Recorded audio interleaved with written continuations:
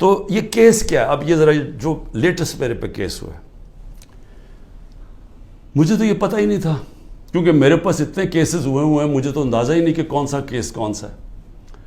مجھے صرف اتنا پتا کہ بلوچستان میں کسی نے کیس کیا ہوا ہے، اور وہ ایسا فولش کیس ہے کہ اس کی کوئی حیثیت ہی نہیں ہے، اس کے اوپر میں نے کبھی توجہ ہی نہیں دی۔ وہ کیس کیا ہے؟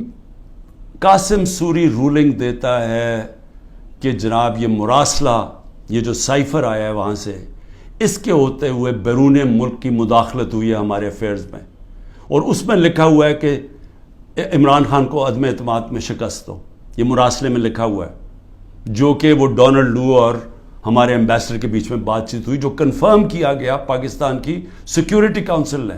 پھر جب شہباز شریف بنا پرائم منسٹر، پھر سیکیورٹی کونسل میں ایمبیسڈر کو، اسد مجید کو بلایا گیا، اس نے بیٹھ کے کہا کہ ہاں یہ مجھے ڈونلڈ لو نے کہا تھا کہ عمران خان کو ہٹاؤ پرائم منسٹرشپ سے، اور یہ عدم اعتماد میں اس کو فیل کرو۔ اور ابھی عدم اعتماد درج نہیں کی گئی تھی اسمبلی کے اندر، تو قاسم سوری نے اس کو سامنے رکھتے ہوئے کہا کہ اس کے مراسلے کے ہوتے ہوئے میں یہ نہیں اس وقت آگے اسمبلی کو بڑھنے دیتا۔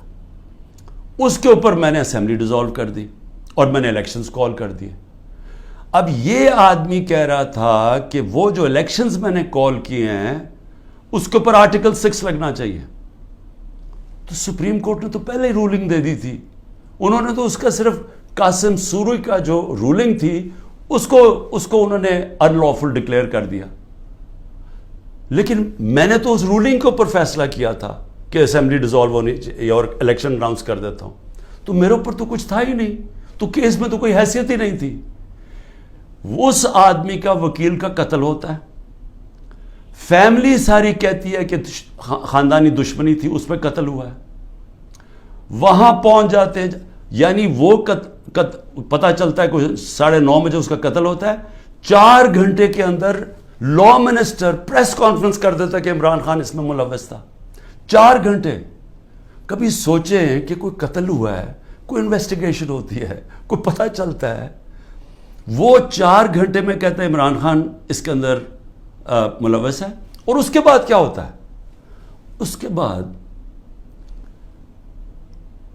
آئی جی اٹھاتا ہے اس کے بیٹے کو، رات تک آئی جی اس کو اپنے پاس رکھتا ہے، اور اس سے پھر ایک اور سٹیٹمنٹ آ جاتی ہے کہ جی یہ عمران خان نے قتل کروایا میرے باپ کو۔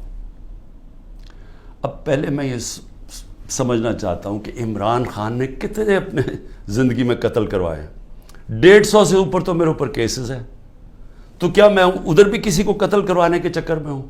اور وہ کیس جس نے آگے بڑھنا ہی نہیں تھا، جو میرے وکیلوں نے بھی کہا کہ جس نے کس طرح آرٹیکل 6 میرے اوپر لگا سکتے تھے، جبکہ سپریم کورٹ نے رولنگ دے دی تھی اس پہ، تو میرے پر تو وہ ہو ہی نہیں۔ اور پھر آرٹیکل 6 کا جو ہوتا ہے یہ گورنمنٹ کرتی ہے، یہ کبھی انڈیویجول نہیں کرتا۔ تو یہ وہ ایک ان میں سے کیسز تھے جنہوں میں ان میں مجھے پھنسایا ہوا تھا۔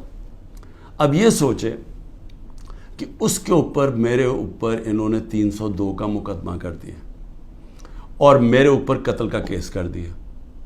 واضح ہے، مجھے نظر آ رہا ہے کہ کیا کرنا ہے۔ اتنے زیادہ کیسز ہیں، میں اب اسلام آباد جانا ہے کل، کچھ 16 کیسز کے اوپر میں نے بیل لینی ہے، 16 کیسز کے اوپر۔ کبھی کسی اور پولیٹیکل لیڈر کے اوپر کبھی ایسا ہوا ہے؟ مجھے بتائیں، ان لوگوں نے جنہوں نے 30 سال سے ملک لوٹ رہے تھے،